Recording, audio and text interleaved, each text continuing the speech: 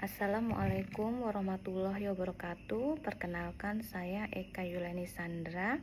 Di sini saya akan memaparkan diskusi 4 pertanyaan mengenai integrasi teknologi informasi dan komunikasi TIK dalam pembelajaran di pendidikan dasar. Sebagai guru pendidikan dasar, saya memandang integrasi TIK yang efektif sebagai upaya untuk memperkaya pengalaman belajar, memfasilitasi pemahaman konsep yang lebih mendalam, dan membekali siswa dengan keterampilan digital abad ke-21. Berikut adalah strategi, langkah konkret, dampak positif, dan tantangan yang saya hadapi. Yang pertama, strategi integrasi TIK yang efektif. Integrasi TIK harus lebih dari sekadar menggunakan perangkat. Itu harus menjadi alat pedagogis yang mendukung tujuan pembelajaran. Saya memastikan efektivitasnya melalui pendekatan. Nah, pendekatan yang pertama yaitu fokus pada pedagogi, bukan teknologi. TIK digunakan untuk meningkatkan kualitas pengajaran yang mendikte penggunaan TIK, bukan sebaliknya. Sedangkan yang kedua, kesesuaian dengan tahap perkembangan siswa SD. Karena di sini saya mengajar di sekolah dasar, jadi saya memilih aplikasi dan perangkat yang interaktif, visual, dan sesuai dengan usia serta kemampuan kognitif siswa. Yang ketiga, pengembangan kompetensi guru yang berkelanjutan. Jadi seorang guru itu harus selalu memperbarui diri dengan alat dan metode TIK terbaru. Jadi seorang guru itu harus mengikuti perkembangan zaman, bukan berhenti di situ saja. Jadi apa yang terjadi dengan dunia, dengan teknologi, guru tersebut harus mengimbangi, karena jangan sampai murid lebih pintar teknologi atau murid yang mengajarin guru. Jadi di sini mengapa ada kadang dari dinas atau dari pelatihan-pelatihan daring itu gunanya untuk memberikan guru tersebut kompetensi yang terbaru untuk strategi dalam dia mengajar. Jadi bukan hanya apa yang didapatkan pada saat dia kuliah lalu dia akan terapkan selamanya selama dia menjadi guru. Jadi di sini apa yang terjadi pada dunia, apa yang terjadi pada zaman yang kita jalani, selanjutnya kita harus mengikuti perkembangan zaman tersebut, bukan hanya berhenti pada satu titik. Makanya mengapa ada pengembangan kompetensi guru. Yang kedua, langkah-langkah konkret yang telah dilakukan. Jadi untuk mendukung pemanfaatan teknologi dalam meningkatkan keterampilan, kreativitas, dan pemahaman konsep siswa, saya telah mengambil langkah-langkah berikut.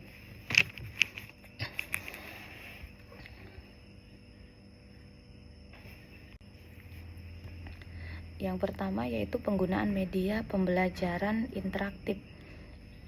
Misalnya membuat presentasi dengan menggunakan PowerPoint yang kaya akan gambar. Jadi di sini untuk anak SD atau sekolah dasar itu mereka lebih suka dengan apa yang mereka lihat. Jadi di sini bagaimana seorang guru memberikan strategi yang membuat anak tersebut ingin belajar tapi juga tidak terbebani, yaitu menyenangkan, seperti menampilkan gambar-gambar, video pendek, fitur kuis langsung yang mereka bisa langsung praktek gitu, misalnya dengan Quizizz atau Kahoot untuk menjelaskan konsep sulit seperti siklus air atau tata surya. Jadi setelah kita menjelaskan materi, kita juga bisa langsung meminta siswa untuk maju ke depan untuk mempraktekkan langsung atau mengisi kuis dalam sebuah permainan yang sudah kita setting pada Quizizz atau Kahoot tersebut, sehingga mereka itu merasa oh ternyata pembelajaran itu bukan hanya mencatat di papan tulis, mencatat dari papan tulis lalu disalin ke selembar kertas atau buku, tapi ternyata ada permainan-permainan menarik, game-game menarik digital di HP ataupun di laptop yang berkaitan dengan pembelajaran yang sedang mereka pelajari. Jadi gadget atau laptop yang mereka anggap hanya untuk bermain game atau menonton video ternyata bisa untuk pembelajaran. Nah, di sini tujuannya juga untuk daya tarik siswa tersebut dalam pembelajaran. Jadi guru dengan siswa itu ada interaksi lebih intens dan memudahkan visualisasi konsep abstrak menjadi konkret. Misalnya tadi untuk menanamkan konsep pada siklus air atau tata surya. Jadi karena mereka mungkin tidak bisa secara langsung melihat siklus air atau tata surya dari PowerPoint tersebut atau dari kuis, mereka bisa melihat langsung walaupun itu bukan fakta, tapi setidaknya mereka memiliki bayangan atau konsep tentang siklus air tersebut atau tata surya yang bisa mereka lihat secara langsung, bukan dalam bentuk gambar pada sebuah buku. Yang kedua, pemanfaatan sumber belajar digital terbuka. Nah, di sini kita dapat mengakses video edukasi dari platform terpercaya seperti YouTube Kids atau sumber konten pendidikan resmi yang relevan dengan materi pelajaran. Misalnya simulasi proses fotosintesis. Nah, di sini kita bisa memperlihatkan sebuah video tahap-tahap proses fotosintesis pada tanaman tersebut. Jadi mereka lebih tertarik daripada di situ kita menyuruh mereka untuk menggambar. Tapi di sini mereka melihat secara langsung pada video, oh ternyata secara singkatnya prosesnya seperti ini dari tahap awal hingga akhir. Nah, di sini tujuannya yaitu memperluas akses informasi dan memberikan perspektif yang beragam. Yang ketiga, latihan berbasis aplikasi.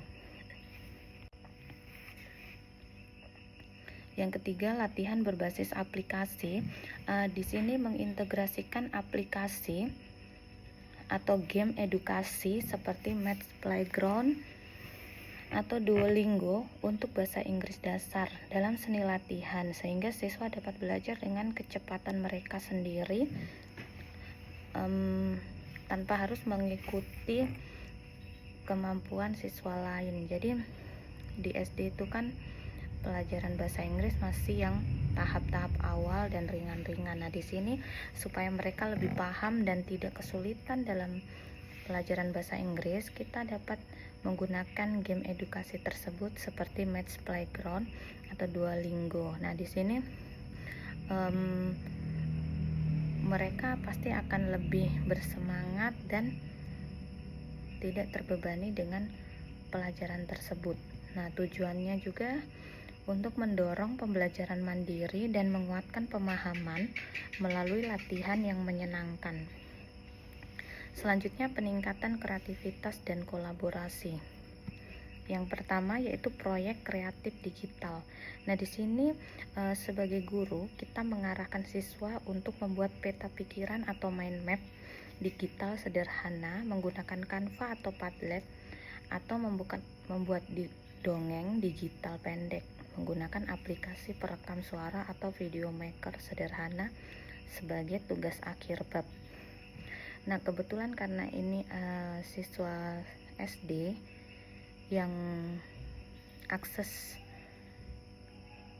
digitalnya terbatas karena mereka dilarang menggunakan handphone atau membawa handphone ke sekolah, dan fasilitas komputer atau laptop di sekolah juga terbatas. Jadi untuk mempraktekkan langsung menggunakan Canva atau Padlet mungkin agak sulit. Jadi di sini untuk mengakalinya yaitu menggunakan laptop saya sebagai gurunya dan langsung mempraktekkan untuk memperlihatkan ke mereka bagaimana cara membuat peta pikiran atau mind map digital sederhana tersebut menggunakan Canva. Nah, setelah guru mempraktekkan, siswa perwakilan atau dibuat kelompok akan maju untuk mencoba langsung ke depan menggunakan laptop tersebut untuk coba membuat peta pikiran atau mind map menggunakan Canva. Misalnya hanya mengetik saja atau menyalin tugas yang sudah mereka buat dalam kertas atau tugas kelompok tersebut. Nah, tujuannya di sini untuk mengembangkan kreativitas, kemampuan bercerita, dan keterampilan presentasi digital. Jadi, selama ini jika kita meminta siswa untuk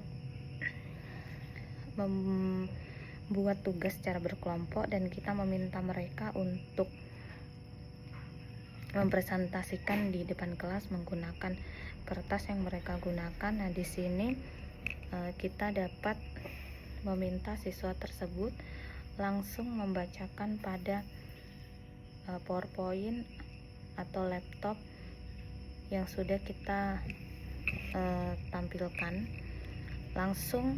Jadi mereka presentasi langsung di depan tanpa membawa kertas lagi, tapi yang kita tampilkan pada PowerPoint tersebut mereka akan bacakan sesuai hasil dari mereka.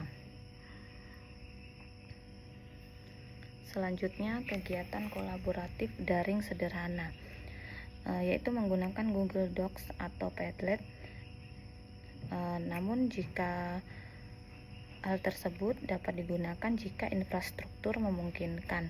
Nah, untuk tugas kelompok di mana setiap siswa dapat menyumbangkan ide secara real time atau bergantian. Untuk kegiatan kolaboratif daring sederhana ini, karena saya mengajar di pedesaan yang tidak semua siswa memiliki laptop atau gadget, jadi sulit untuk dilakukan. Mungkin belum bisa untuk dipraktekkan. Walaupun hal tersebut bertujuan melatih kolaborasi, komunikasi digital, dan tanggung jawab kelompok.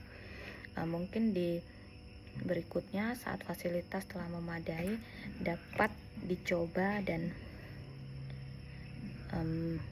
dilakukan dan dipraktekkan di sekolah kami. Selanjutnya yang ketiga, literasi digital dasar. Di sini memberikan bimbingan terstruktur tentang etika berinternet dan cara mencari informasi yang aman dan kredibel di internet. Misalnya membedakan iklan dari informasi faktual. Nah, pada zaman sekarang anak-anak itu orang tua memberikan mereka HP atau gadget dan mereka lepas begitu saja tanpa pengawasan. Nah, di sini saat kita browsing di internet itu juga memiliki etika.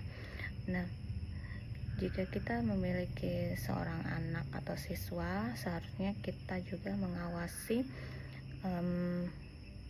browsing yang mereka lakukan. Misalnya pada Google, apa yang mereka cari, apakah tentang pembelajaran, apakah tentang hal-hal yang bermanfaat atau tidak.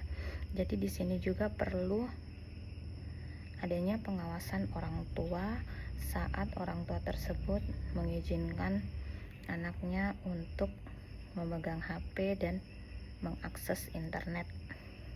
Di sini bertujuan untuk membangun fondasi literasi digital dan berpikir kritis sejak dini. Jadi jika sejak dini kita ajarkan apa saja yang bisa diakses di internet, itu memang sangat luas dan apapun bisa. Namun jika sejak dini kita sudah mengajarkan bahwa berinternet juga memiliki etika dan batasan-batasan, maka kedepannya mereka juga akan tahu hal-hal yang bermanfaat dan tidak bermanfaat, seperti itu. Selanjutnya, dampak positif implementasi TIK. Saya melihat beberapa dampak positif signifikan di lingkungan pendidikan dasar.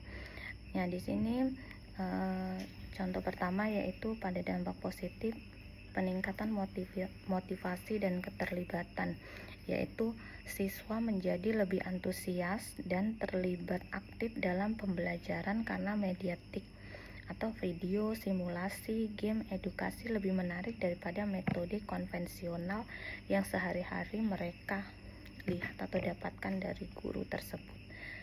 Jadi jika guru tersebut menggunakan media digital, mungkin sangat jarang, apalagi di daerah pedesaan dan fasilitas terbatas seperti di saya, itu mereka akan lebih antusias karena kita pernah mencoba walaupun tidak setiap hari kita menggunakan media tersebut. Yang kedua, memperkaya metode pembelajaran. Guru dapat dengan mudah beralih dari ceramah ke simulasi, kuis interaktif, atau tugas proyek digital, membuat pembelajaran lebih fleksibel dan sesuai dengan gaya belajar berbeda. Di sini tentunya pada zaman digital saat ini kita menginginkan seluruh siswa atau seluruh sekolah itu sudah menggunakan media TIK. Namun kembali lagi pada sarana dan prasarana dan kemampuan dari siswa dan lingkungan tersebut. Jika belum memadai, mungkin kita belum bisa efektif untuk melakukannya. Tapi sebagai guru yang berada pada zaman saat ini, tentunya kita akan berupaya bagaimana caranya tetap memberikan pembelajaran yang menarik dan sesuai dengan perkembangan zaman. Ketiga, akses ke sumber belajar tak terbatas. Jadi TIK membuka jendela dunia bagi siswa untuk mengakses informasi, e-book, dan sumber belajar berkualitas yang melampaui keterbatasan buku teks. Nah, di Google itu apapun yang kita cari tentunya ada. Apalagi saat ini sedang viral, yaitu Gemini AI, Cici, ChatGPT. Jadi apapun yang kita cari akan muncul di situ.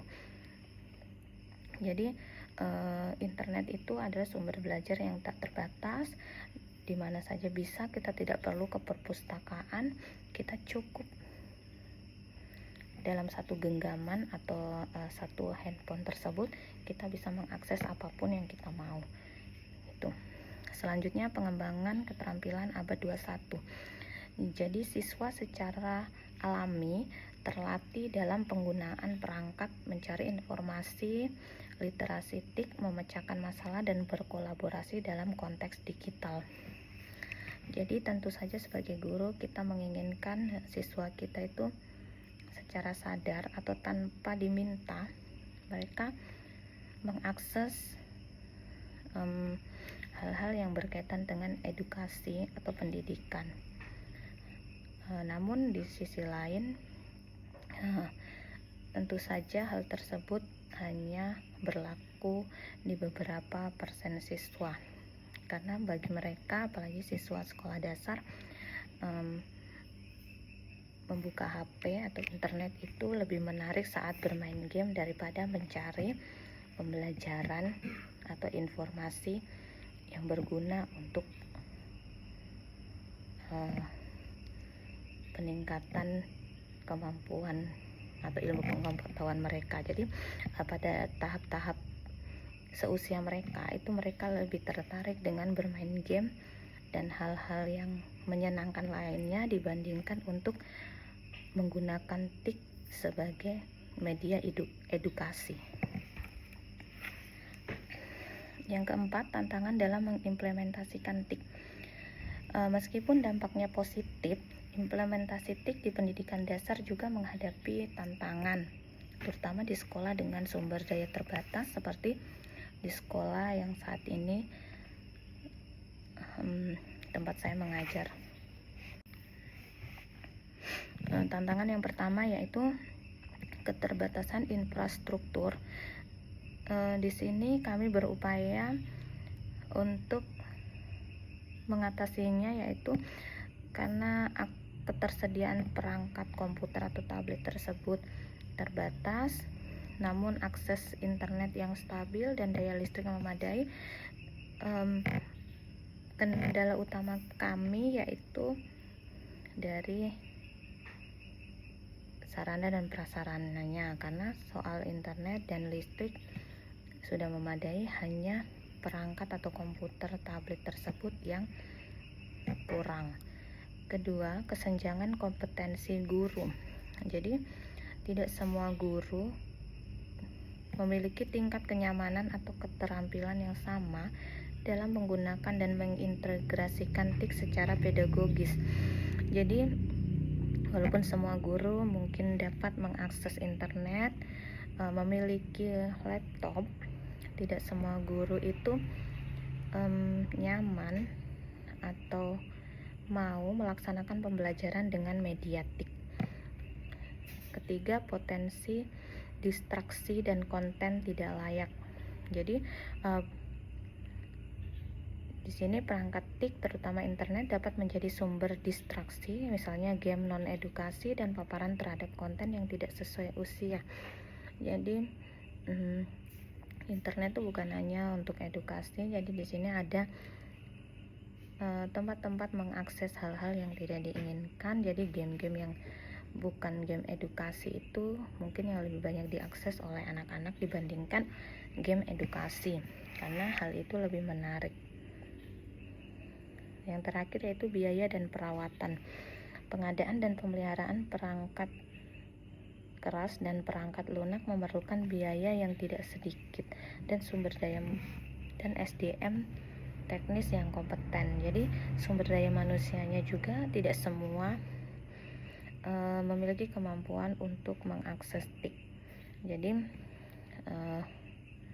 meskipun misalnya ada biaya, namun tidak semua SDM tersebut atau guru tersebut berkompeten dalam pembelajaran menggunakan TIK. Jadi secara keseluruhan, integrasi TIK adalah sebuah keharusan strategis yang harus dilakukan secara bertahap, terencana, dan didukung oleh pengembangan profesional guru yang berkelanjutan. Kunci utamanya adalah memastikan TIK berfungsi sebagai fasilitator untuk mencapai tujuan pendidikan, bukan sebagai tujuan itu sendiri. Nah, demikian pemaparan dari saya. Kurang lebihnya saya mohon maaf. Wassalamualaikum warahmatullahi wabarakatuh.